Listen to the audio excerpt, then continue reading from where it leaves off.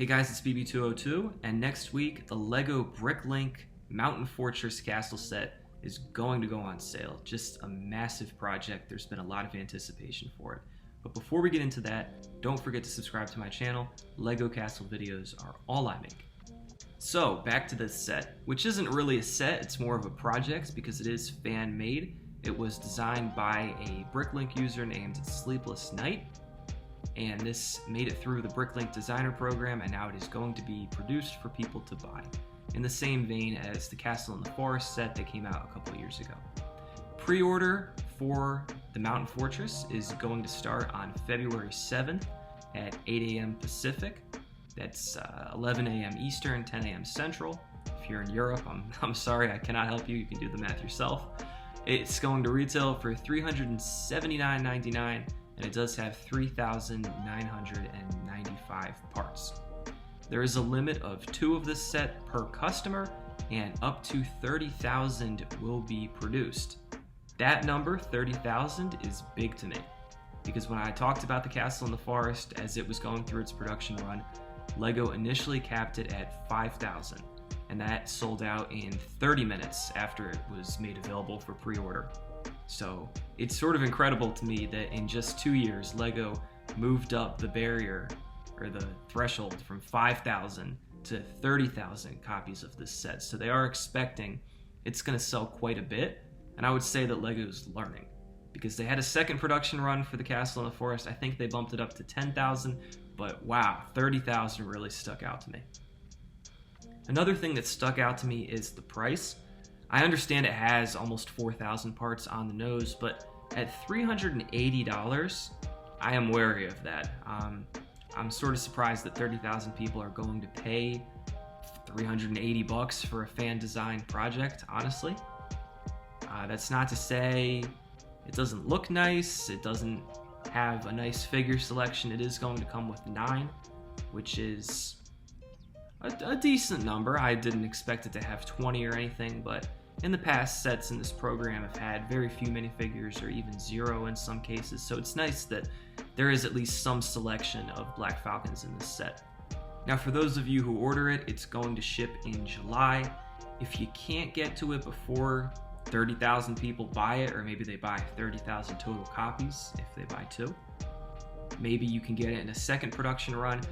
Not guaranteed LEGO does that. Maybe the Castle in the Forest was just a special case, but it is possible if you don't get this the first go around on February 7th, it will eventually be available later.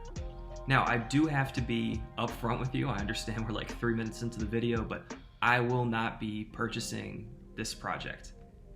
I sort of spelled it out earlier, and I did make a video about this last year, and a lot of my concerns stand, even though I did get some comments. Some people got pretty upset about what I had to say, you know, the segment in the video where I got into how the castle itself was indefensible.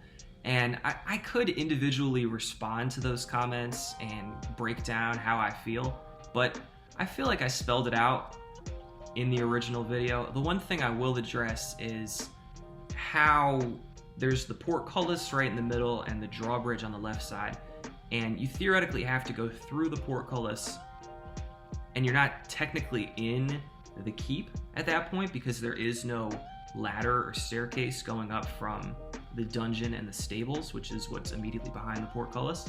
But that doesn't necessarily make the castle easy to defend. There's actually a huge problem with that, because while you technically still have to go through the drawbridge to get into the main body of the castle, you could just, once you get past that portcullis, which is very exposed, you get into the bottom of the castle, you put some explosives in there, and then you just bring the whole thing down. I personally would not feel comfortable if I had the basement door locked and a bunch of armed people in my basement. That's basically the situation we have in this set. Not to be too anal about it, I know we've gotten really technical about the design of a LEGO set. It's just these are the things that bug me. And there's the Lion Knight's castle is out there. I own it. I think it's a great set, and it just doesn't have those same issues. If it does, we could have a discussion about that. But I looked that thing up and down. I didn't see any major problems with that set, you know, defense-wise. So if I'm considering whether or not I want to spend $380 on a set, This set basically has to be flawless. You know, I'm not rich, I'm not running around with unlimited funds. So if I'm spending $380, I'm spending it judiciously. And this set just doesn't meet that standard to me, especially because there is an equally sized, professionally produced set available right now.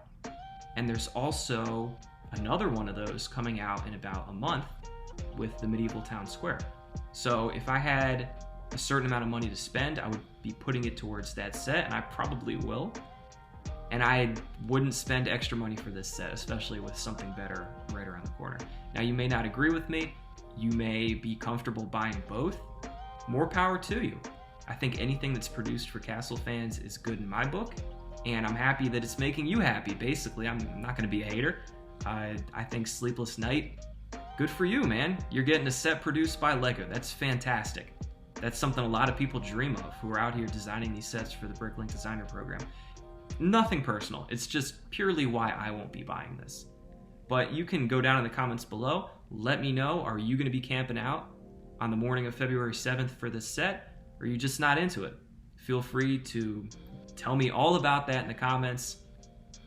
Tell me whatever you want. Tell me your life story. I don't really care. I will take a look and I'll respond. Thank you guys so much for watching.